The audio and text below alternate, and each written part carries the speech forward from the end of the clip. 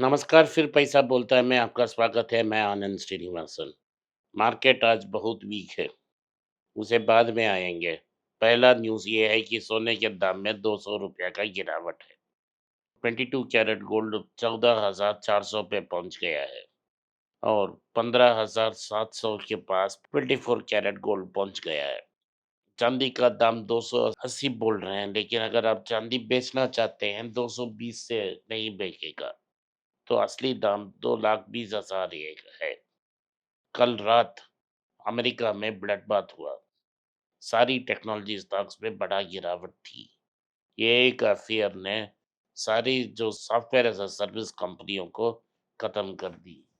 Stocks लगातार गिर रहे हैं। कल चाइना की एक एआई कंपनी ने ये दिखाया कि कितना अच्छा वीडियो बना सकते हैं। इससे सारे हॉलीवुड स्टॉक्स प्रेशर में हैं, गेमिंग स्टॉक्स प्रेशर में हैं। कंपटीशन में इतना बढ़ रहा है कि जो ऐप और एप्लीकेशन डेवलप करने का कॉस्ट है, वो बहुत कम हो रहा है। जो 2 करोड़ लगता था, अब 10 लाख तक पहुंच गया है और चीप हो रहा है। इससे सीधा ताल्लुकात ये है कि सारी आईटी कंपनीज की प्रॉफिटेबिलिटी बहुत अफेक्ट हो जाएगी। इसके कारण भारत की सारी आईटी कंपनीज प्रेशर में हैं, बहुत सारे प्रेशर में हैं। आज इन्फोसिस 6% डाउन है, टीसीएस लगभग 5% डाउन है, विप्रो 4% डाउन है, टेक महिंद्रा भी 3.5% डाउन है, एचसीएल टेक 4% डाउन है, मुथूट फाइनेंस 11.5% डाउन है, मनप्पुरम 4% डाउन है, कल्याण ज्वेलर्स लगभग 3% डाउन है, अमर राजा बैटरीज 2.6% डाउन है, नैटको फार्मा लगभग 2% डाउन है और जाइडस लाइफ साइंसेस 2% डाउन है लगभग और तंगमहल भी 2.5% नीचे है। सारे के सारे आईटी स्टॉक्स बहुत नीचे आ रहे हैं और ये मार्केट में बहुत प्रेशर डाल रही है। टीसीएस की मार्केट कैप आईसीआईसी से नीचे आ गई है सेल ऑफ के पीछे। 2009 के बाद ये पहली बार ऐसा हुआ है कि टीसीएस की मार्केट कैप आईसीआईसीआई से कम है। ये बहुत ऐतिहासिक है। एक्सन मोबिल के साथ इन्फोसिस ने टाई अप कर उनकी डेटा सेंटर को डेवलप करना चाहती है।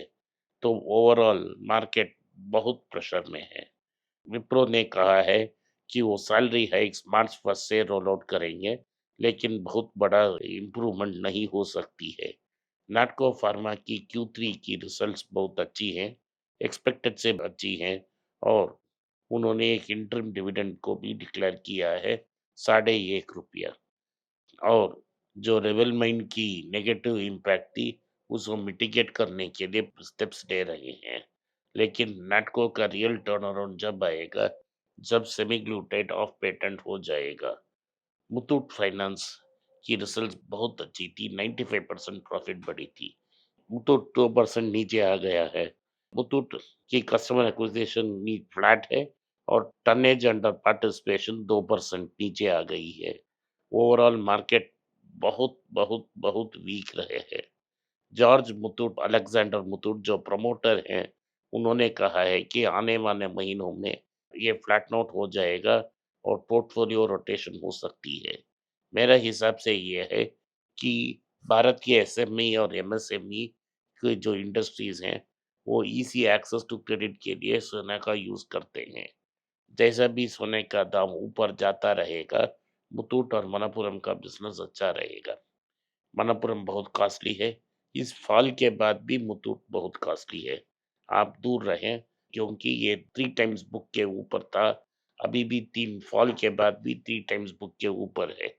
ओवरऑल मार्केट वीक है और इसीलिए ये करेक्ट हो रही है। जिन-जिन स्टॉक्स में बहुत प्रॉफिट्स ज़्यादा हैं, उससे मार्केट ले रही है।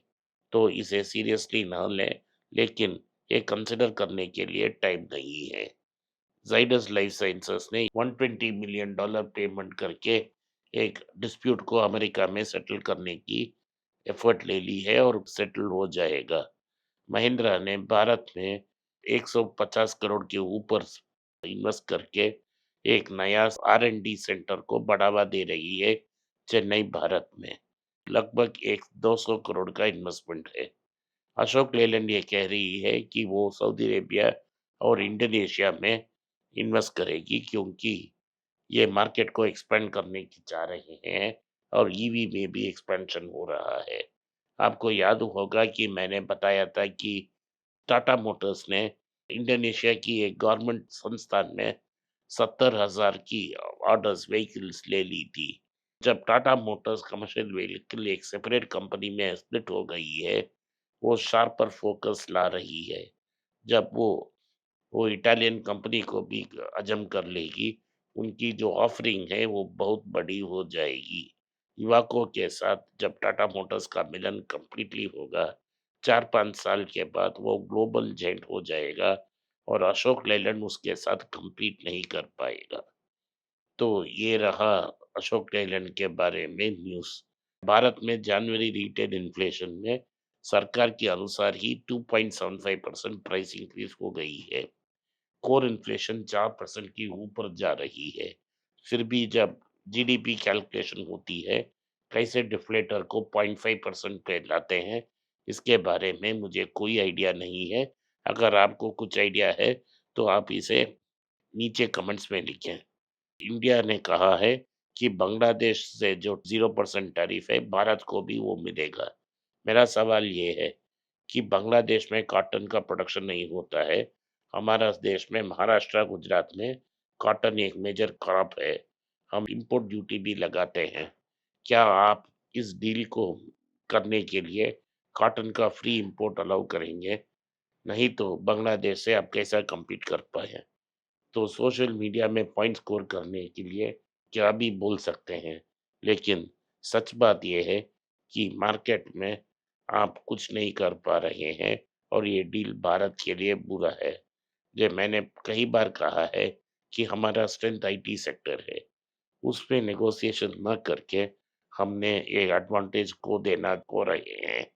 यूएस और ताइवान ने एक ट्रेड डील अनाउंस कर ली है। इस डील में चिप्स का भी योगदान होगा। हिंदुस्तान यूनिलीवर की रिजल्ट्स कल आई थी। मैं उसे एनालाइज करना चाहता था, इसीलिए डिले हो गई है। ये सब मीडिया रिपोर्ट्स कहते हैं कि उन्होंने ये 120% प्रॉफिट की। ये सरासर गलत है। उनके पास 2 वन टाइम अर्निंग्स हैं। एक कोडाईकनाल में एक फायर एक्सीडेंट हुआ था।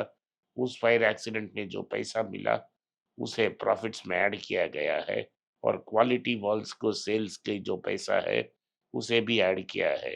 अगर ये दोनों वन टाइम इनकम को हम जोड़ देते हैं, तो 40% प्रॉफिट्स डाउन है। Overall Hindustan Unilever highly over valued stock है। तमिलनाडु मर्केंटाइल बैंक में एक नया न्यूज़ है।